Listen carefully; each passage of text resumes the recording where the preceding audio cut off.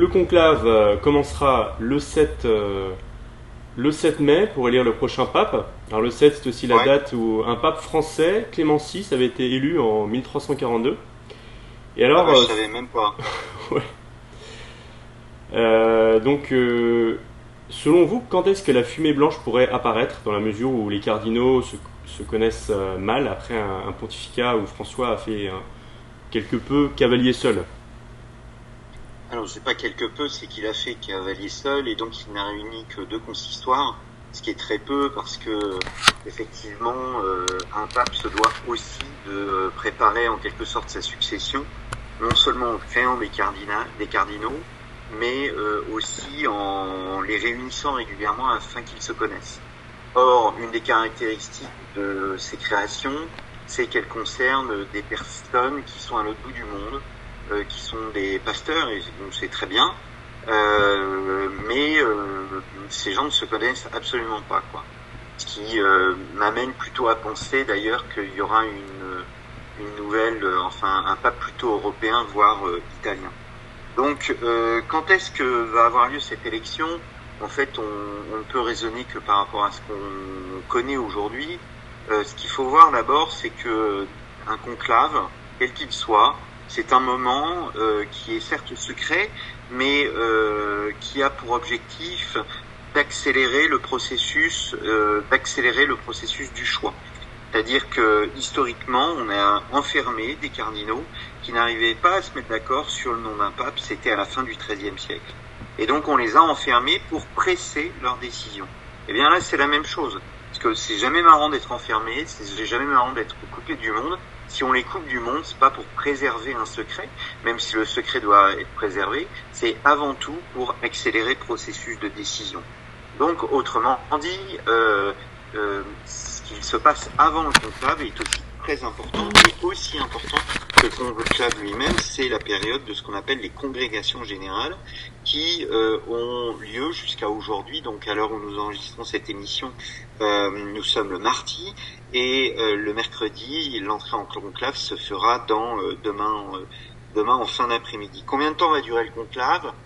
En moyenne, en fait, un conclave, ça dure à l'époque contemporaine, c'est-à-dire de la fin du 19e siècle à nos jours, ça dure environ 7 scrutins. Donc 7 scrutins, ça veut dire 48 heures. Le premier jour, l'entrée en conclave, il y a un vote. Puis ensuite, le deuxième jour, il y a 4 votes, 2 le matin, 2 l'après-midi. Et le troisième jour, il y a 2 votes le matin et 2 votes l'après-midi. Si il n'y a pas d'élection, eh bien, ils font une nouvelle période de consultation où ils ne votent pas pendant toute une journée, et on reprend ainsi de suite le vote deux fois deux. Voilà. Donc, en fait, moi, je pense que les élections contemporaines nous apprennent que le vote se fait finalement assez rapidement, c'est-à-dire sous 48 heures.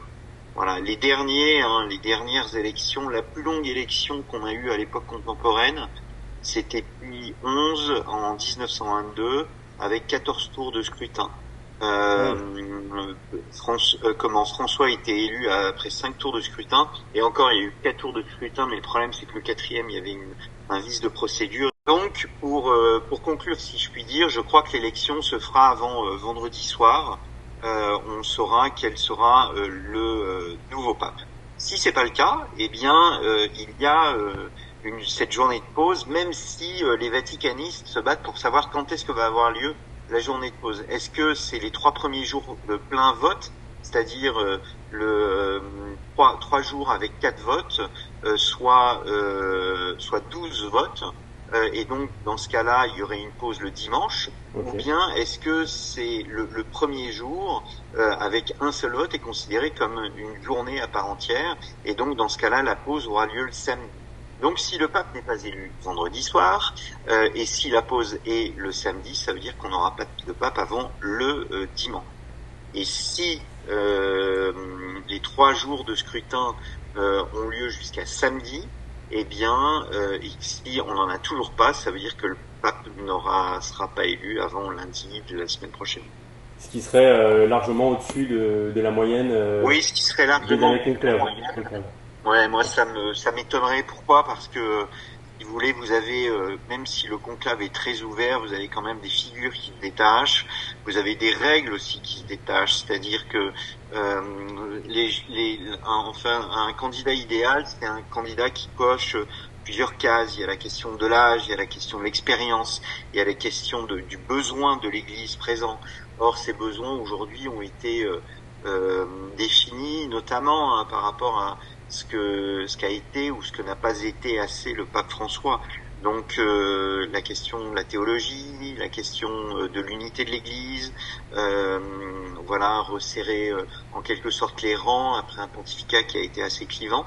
Donc je pense, le choix s'opérera en fonction de plusieurs critères. Mais vous n'avez pas un personnage, si vous voulez, qui répond à 100% des critères. Puis surtout aussi, ce qui pourrait nous amener à penser à un scrutin un peu plus long, à plusieurs scrutins, c'est au-delà de 4 ou 5, c'est le fait que justement les cardinaux ont peut-être un peu trop vite voté la dernière fois. Voilà. Dans la mesure où ils ont choisi un homme qu'ils connaissaient assez peu.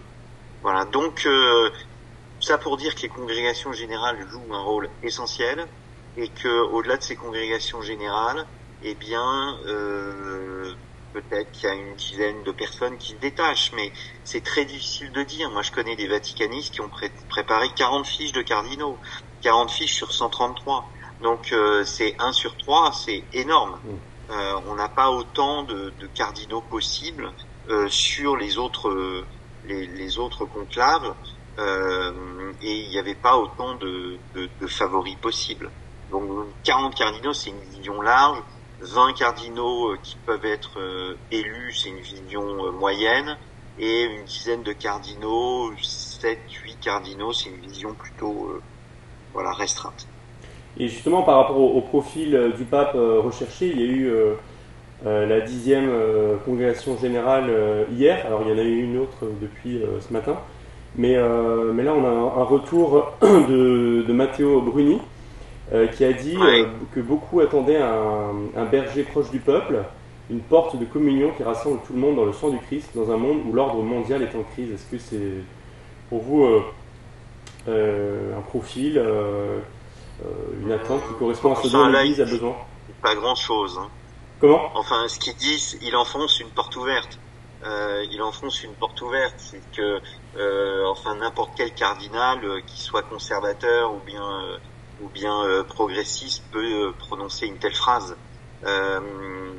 Non, il y a il y a des dossiers qui sont quand même des dossiers importants. Il y a la question de la curie, parce que la curie vit en crise depuis une dizaine d'années maintenant.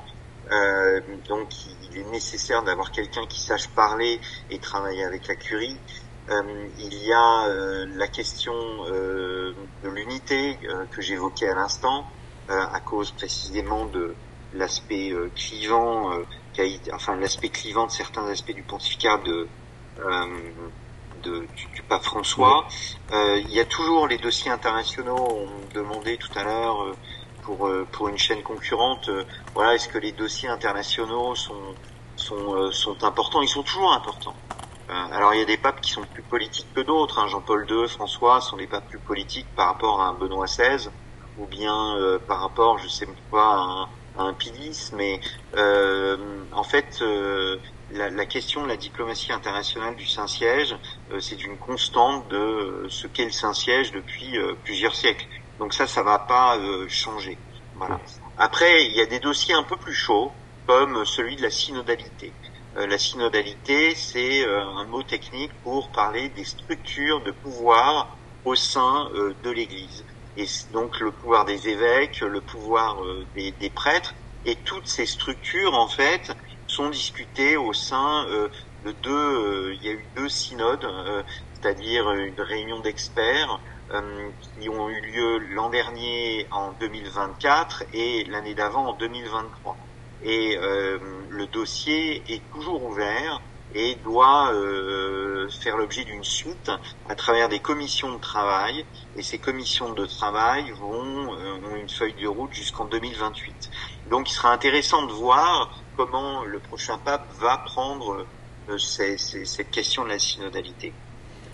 D'accord, ouais. Parce qu'il y a aussi la question que le prochain pape devrait avoir un bon bagage théologique, justement pour l'unité de l'Église, pour être au clair sur des questions où il y a des problématiques locales, comme on l'a vu avec le pape François sur le mariage des prêtres ou la prêtrise des femmes.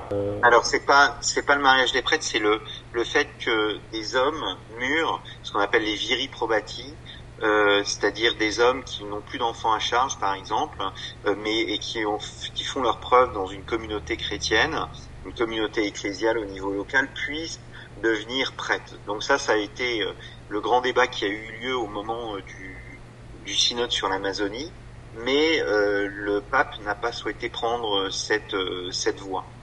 Pour les diaconesses, c'est pas des femmes prêtres, c'est même pas la peine d'y penser puisque ça n'aura jamais lieu. Parce que ça provoquerait d'abord une rupture au sein même de l'Église, et puis ça ne correspond absolument pas à ce qu'est la tradition. Et si vous voulez, un pape, c'est un héritier, c'est certes un héritier indépendant, mais c'est un héritier, c'est-à-dire qu'il est là pour transmettre le dépôt de la foi, une tradition qui ne lui appartient pas. Et donc, il peut pas changer cette tradition. Et dans cette tradition, les femmes, effectivement, ne sont pas prêtres. C'est poser la question de savoir si elles pouvaient être diaconesses. Diaconesses sont des personnes qui sont en dessous du prêtre. Mais là aussi, la tradition, elle reste très, très incertaine sur cette question. Tant et si bien que, en dépit de toutes les études historiques qui ont pu être faites, eh bien, on voit pas de diaconesse, et c'est pour ça que je pense qu'il a tranché dans le sens qu'il n'y aurait pas de diaconesse, même si on comprend que le dossier reste plus ou moins ouvert. Je reviens sur la partie théologique parce qu'elle est importante, parce que je pense que, à la différence de Benoît XVI ou bien de Jean-Paul II, François n'était pas un intellectuel, c'était un véritable homme de terrain, un pasteur, etc. Et c'est ce qui a manqué un peu à son pontificat, ce bagage théologique qui doit affermir véritablement le gouvernement de l'Église. C'est la phrase de Saint Luc, dans Saint Luc, Jésus demande à Saint Pierre, affermis tes frères dans la foi. Et donc, pour affermir ses frères dans la foi, oui, il y a une mission théologique. Et cette mission théologique, avec le pape François, a été moins prégnante, même s'il y a une théologie du pape François, elle ne correspond pas véritablement aux perceptions européennes, tant et si bien que c'est créé des décalages, des incompréhensions, etc. Notamment sur la question de la bénédiction. Tout le monde parle des couples homosexuels, mais c'est pas des couples homosexuels, c'est qui ont Rome a créé une ambiguïté sur cette question, puisqu'il, face à la réaction de la bénédiction des couples homosexuels, il a dit on ne bénit pas les couples homosexuels, mais les personnes. Mais bon, si vous avez deux personnes qui sont en face de vous et qui sont homosexuelles et qui demandent une bénédiction, eh bien, vous les bénissez tous les deux. D'où l'ambiguïté, d'où le refus de plusieurs diocèses dans le monde qui n'ont pas accepté cette bénédiction. Tout le continent africain l'a refusé, enfin, sauf l'Afrique du Nord. Donc les pays du Maghreb, la Bretagne l'a refusé, la Pologne, plusieurs diocèses américains, etc. Donc ça a créé véritablement des questionnements. Or, si vous voulez, un des grands défis, en fait, au fond de la papauté aujourd'hui, c'est quoi? Le grand défi de la papauté, c'est de pouvoir conjuguer à la fois ce qui est local et ce qui est universel. L'Église est universelle. Les catholiques veut dire universel. Catholicos, c'est l'universalité. Et donc, s'il n'y a pas d'universalité de la loi et des pratiques, eh bien, il n'y a plus d'unité. Et ça, c'est un vrai souci. On peut pas recevoir un couple homosexuel ne peut pas recevoir une bénédiction, je dis n'importe quoi, à Cologne et ne pas la recevoir à Vannes en Bretagne, quoi. Ça n'a pas de sens, en fait. Ça n'a pas de sens parce que l'Église est une et elle est universelle. Et donc, si les lois sont différentes d'un pays à un autre, d'un continent à l'autre, ça va poser de sérieux problèmes. Voilà. Et donc, cette tension entre le local et l'universel est très prégnant, en fait. Et on l'a vu au cours du pontificat du pape François, puisque les oppositions, même on parle toujours de l'opposition conservatrice au pape François, mais il y a eu des oppositions protéiformes. Les opposants au pape François en Chine sont pas les mêmes que ceux au Chili qui ne sont pas les mêmes que ceux en Pologne. Et donc qui relèvent pas de la division classique progressiste versus conservateur. Les choses sont beaucoup plus compliquées que ça. D'un point de vue culturel du pape, alors est-ce qu'il faudrait plutôt un pape européen pour prendre un petit peu le contre-pied du pape François qui a quelque peu boudé l'Europe, qui a pourtant beaucoup apporté au christianisme, ou alors est-ce qu'il faudrait un pape africain dont le continent connaît une dynamique formidable au niveau des vocations? Alors, je sais pas ce qu'il faut à l'Église, c'est pas moi de le dire, c'est les cardinaux qui répondent. Mais c'est vrai que par rapport à ce que vous dites, il y a eu un fossé, un véritable fossé, une incompréhension entre le pape François et l'Europe. Alors ça, c'est, j'allais dire, sa nature même, c'est-à-dire que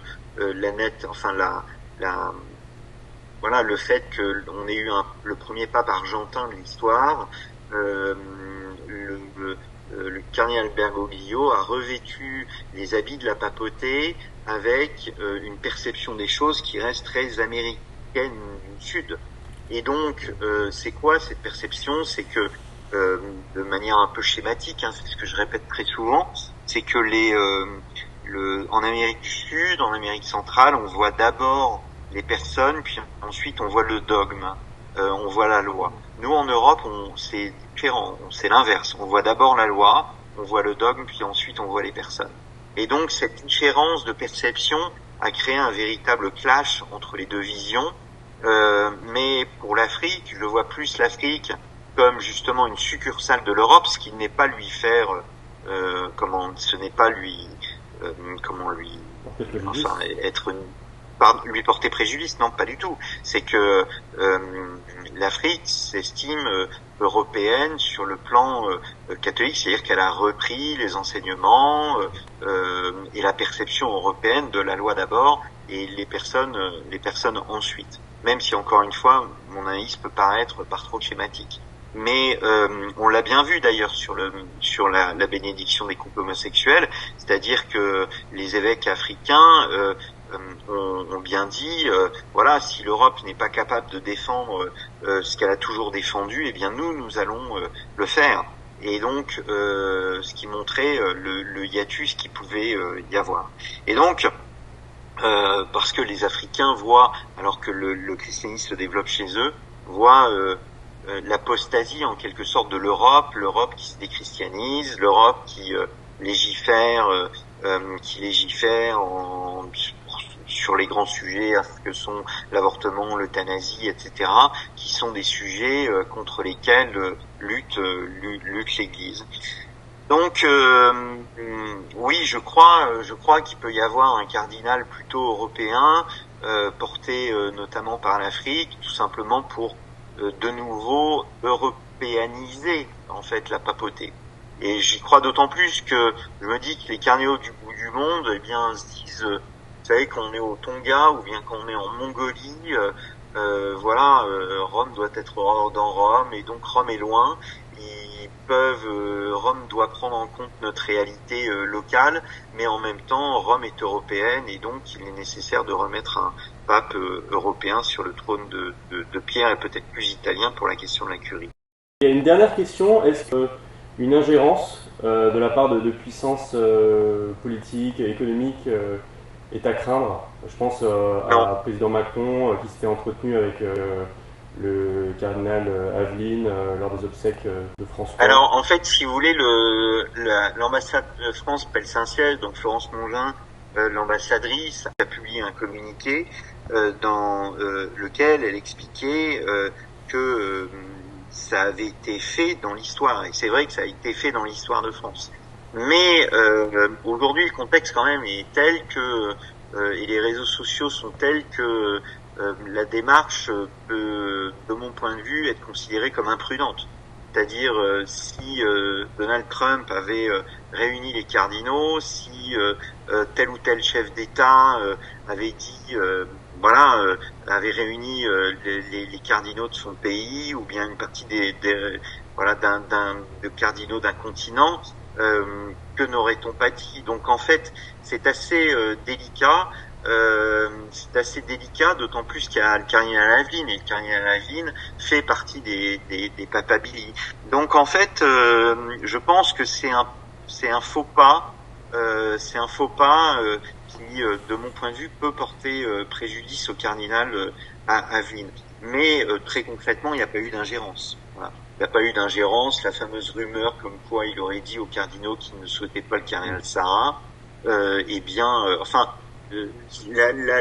l'image est simple, hein. En quoi et en quel nom Emmanuel Macron pourrait donner un avis sur les choses alors que toute sa politique va à l'encontre, sa politique en tous les cas sociétale est une politique qui va à l'encontre des principes de l'Église. Enfin, on est à l'heure où on parle en train de discuter de la légalisation de l'euthanasie qui va complètement à l'encontre de tout ce que l'Église dit sur ce sujet. Donc, vous savez, même s'il avait voulu influencer, il ne pourrait pas le faire tout simplement parce qu'il représente l'exact contraire de ce qu'enseigne l'Église.